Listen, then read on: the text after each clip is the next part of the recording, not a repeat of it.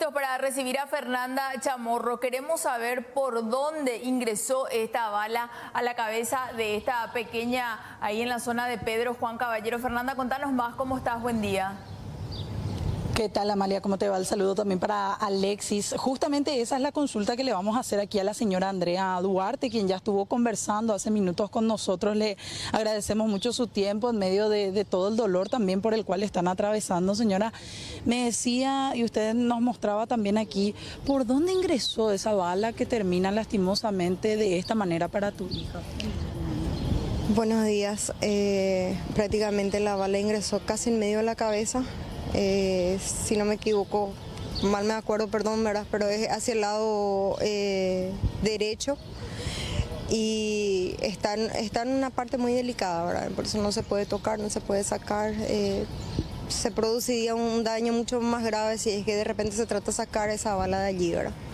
Usted nos mostraba también fotografías de lo que es su casa y el techo, ¿verdad? Por donde atravesó esa bala. Sí, así mismo. Nos enviaron recién la foto, la gente criminalística estuvo en mi casa y sí, efectivamente es una bala perdida, ¿verdad? Que por el techo de la pieza mismo fue lo que cayó sobre ella, ¿verdad?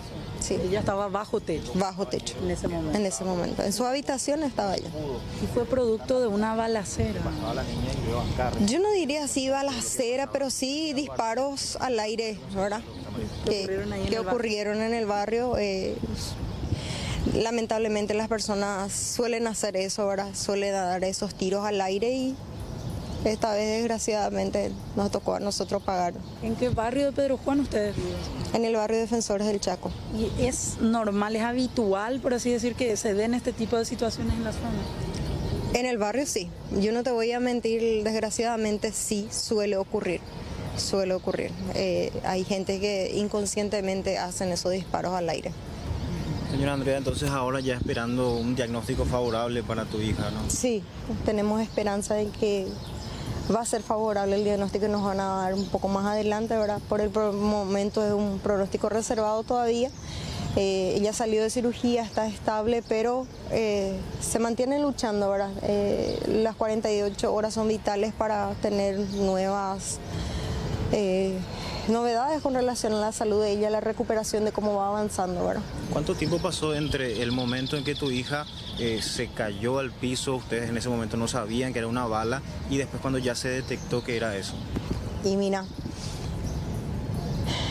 y hacer los cálculos desde la 1 de la mañana y nosotros llegamos acá a las 1 de la tarde y eso de las 3:45, 4 de la tarde del domingo. Muchísimas horas pasaron, ¿verdad? Esto pasaba entre el sábado y el domingo. Domingo a la 1. El domingo a la 1 de la mañana y nosotros llegamos acá el domingo a la 1 de la tarde y a las 4, más o menos, un poquito antes de las 4 nosotros nos enteramos de esto, ¿verdad? Bastante tiempo. Sí, perdió. Se perdió muchísimo tiempo. ¿Y allá cómo la trataron en el hospital de IPS de Pedro Juan? ¿Qué tipo de tratamientos le hacían?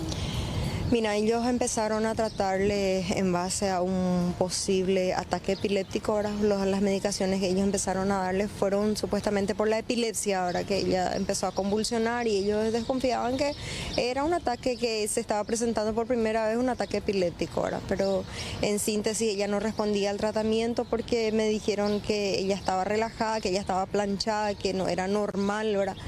Incluso ellos desconfiaron que ella estuviese bajo efecto de algún tipo de estupefaciente, ¿verdad? Porque en realidad que nadie desconfió, como les dije yo anteriormente. El orificio de entrada es muy pequeño, no hubo sangramiento, no hubo desangrado, ella no sangró en ningún momento, a no ser la pequeña fractura que tiene detrás, ¿verdad? Por la caída. Que ya fue por la caída. Sí, ahí sí sangró. Ahí sí sangró, que ella fue por el golpe que ella recibió por el ropero, ¿verdad? Pero en el orificio, en la parte que entró la bala, nada. Inclusive yo mismo la acariciaba el cabello así, le decía, mami, respondeme, mami, háblame, pero no había sangre alguna, ¿entendés?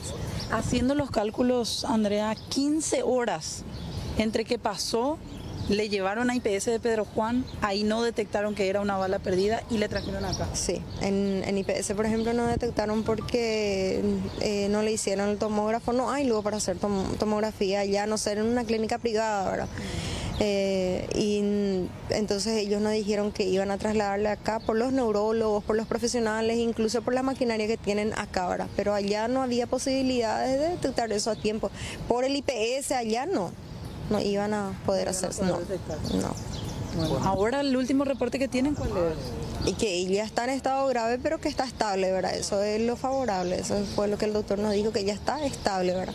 Pero la bala no se puede sacar del... No, la bala no se puede sacar de ahí. Por precaución. Por precaución, porque el daño sería mayor, no hay luego cómo sacar de ahí.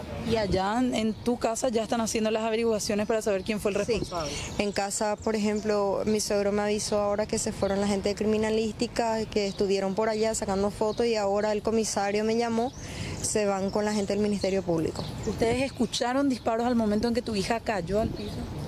En el momento que ella cayó, no, pero en el momento que nosotros estábamos hablando allí, fue cuestión de segundos, fue, ¿entendés?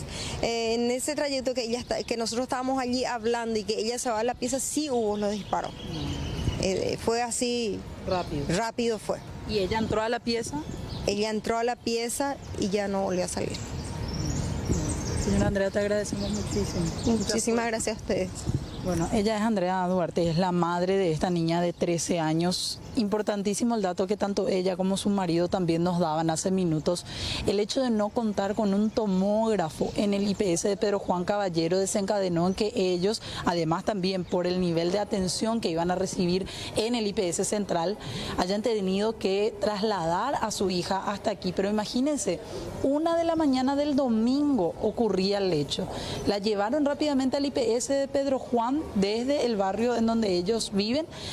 Después de eso, ya el domingo a las 16 horas aquí en Asunción, ahí recién más o menos 15 horas después de lo ocurrido, es que se percatan finalmente de que las convulsiones, la caída que ella sufrió, que ella estaba teniendo desde esa madrugada, era a causa de una bala perdida y no de cualquier otro efecto. Hasta de drogas le llegaron a consultar a la madre si es que ella había consumido algo, algún medicamento que pudo haber desencadenado en esta situación. Fernanda, vos sabés que el relato no solo hace que nos, en la posición de papá, en la posición de mamá, nos desesperemos aún más. Sí. O sea, encima todo el tiempo del viaje del cual la niña no responde a los estímulos de la mamá, fue y sigue siendo desesperante el escuchar este relato. Ahora bien, y disculpe que insistamos en esto, a la señora por sobre todo, ¿cuál es el último reporte médico que ellos tienen, al que ellos accedieron después de la cirugía? Señora, disculpe que le insistamos en esto, ¿verdad? Pero consultan también desde estudios. ¿Cuál es el último reporte que les dieron? No sé si hoy, ayer, después de la cirugía. Y en esta mañana fue cuando me fui para comprar unas cosas que me habían pedido. El doctor me dijo que ella está estable, ¿verdad? Pero que hay que sí o sí hay inflamación, ¿verdad? Y que eso es lo que ellos están combatiendo, ¿verdad? Pero que ella está estable, ¿verdad? Eso fue lo que el doctor me dijo, que ella está estable, peleando. Eso por lo menos es un pronóstico. Para mí es algo muy alentador, ¿verdad? Es algo muy esperanzador que me diga que mi hija está estable. Eso él me dijo, ¿verdad? Porque hay dos tipos de pacientes, me dijo. El que está grave e inestable y el paciente que está grave pero estable. Y es el caso de tu hija, que ella, gracias a Dios, está grave pero ella está estable, me dijo. Y entonces, esa es la esperanza que tenemos, ¿verdad? Ella es una niña sana. Sí, súper saludable, gracias a Dios. Bueno, tiene sus crisis de asma, pero no es con frecuencia, muy rara a veces, ocasionalmente a veces, ¿verdad? Pero fuera de eso, ella es un amor de persona. La gente que le conoce sabe cómo ella es. Ella es una criatura muy tierna, no es una niña problema, no tiene parejas, no usa ningún tipo de droga. Nosotros somos evangélicos. Y ella es un ejemplo de niña. Quien conoce va a dar fe de eso, ¿entendés? ¿Tienen otro hijo, la situación por la que pasan ahí? Podía haberle ocurrido a cualquiera, ¿verdad? Es algo que a nosotros nos tocó vivir, es un proceso muy fuerte, muy doloroso. Dios sabe el porqué de todas las cosas, ¿verdad? Pero nos tocó a nosotros pasar por esto, ¿verdad? Pero cualquier familia está expuesta, cualquier familia podría ocurrirle. Ustedes, señora, tienen otros hijos, ¿verdad? Tenemos más un varón de 10 años, nuestro bebé. Que le pudo ocurrir a cualquiera de ustedes. A cualquiera de nosotros, exactamente, eso es.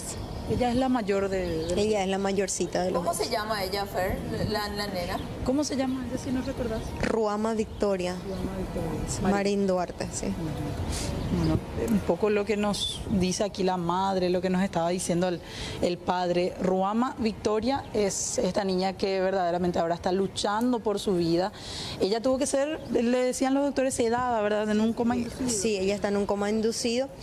Dentro de unos 5 días a más, respondiendo ella al proceso de recuperación, le van a estar despertando de a poco, ¿verdad? O sea, pero estas horas son las más Las importantes. más cruciales son estas, las 48 horas son las cruciales, ¿verdad?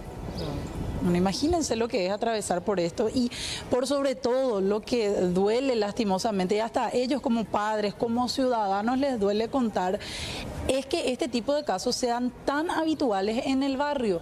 Escuchar ese tipo de disparos, ellos obviamente también se asustaron en el momento, pero ni siquiera se imaginaron que esos primeros disparos que escucharon segundos después iba a desencadenar en que su hija caiga al piso dentro de la habitación. Viven en el barrio Defensores del Chaco, de la ciudad de Pedro Juan Caballero.